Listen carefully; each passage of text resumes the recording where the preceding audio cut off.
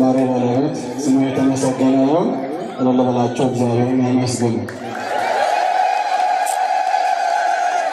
እንግዲህ የእናታችን የቅድስት አርሴማን ታምር እንደሌላው ዕቃ ከከተማ ገዝተን የምናመጣው ዕቃ አይደለም። ስላድኖ ማለት ነው።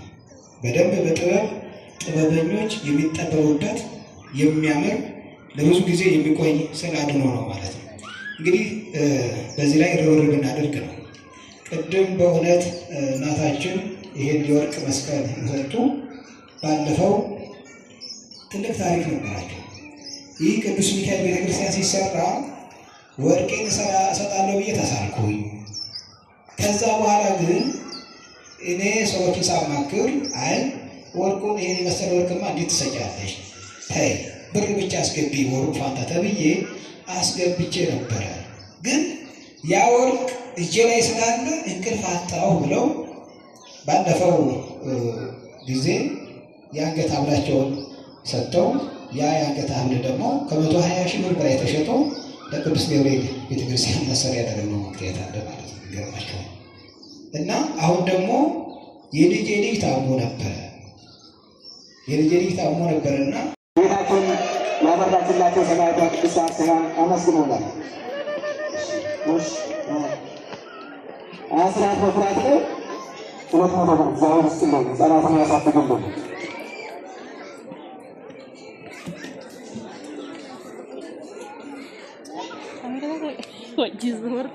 ማርያም እና ቤተሰቦቹ ከንቶ ለሰንበት ትምህርት ቃል ገብተን ነበረ 7,000 ብር ነው። 4 ኩንታል 7,000 ብር ነው። እግዚአብሔር ይስጥልን። ዛሬ ብር ለነበራችሁ በወጣው ቀጣለን ሰማዕቷ ቅድስት አርሴማ ቤታቸውን ትባርክልን።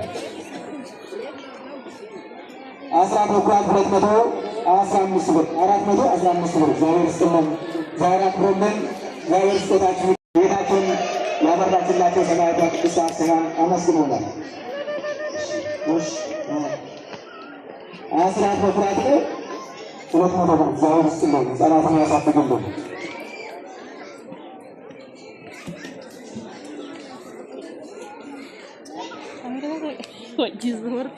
ማርያም እና ቤተሰቦቹ ከንቶ ለሰንበት ትምህርት ቃል ገብተን ነበረ 7,000 ብር ነው።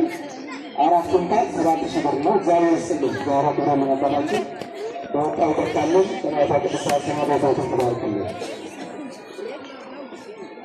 አስራት በኩራት 215 ብር 415 ብር እግዚአብሔር ይስጥልን። ዛሬ አክብሮልን እግዚአብሔር ስጦታችሁ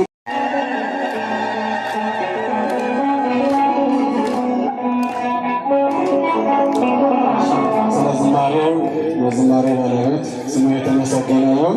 እልል ብላችሁ እግዚአብሔርን ያመስግኑ። እንግዲህ የእናታችን የቅድስት አርሴማን ታምር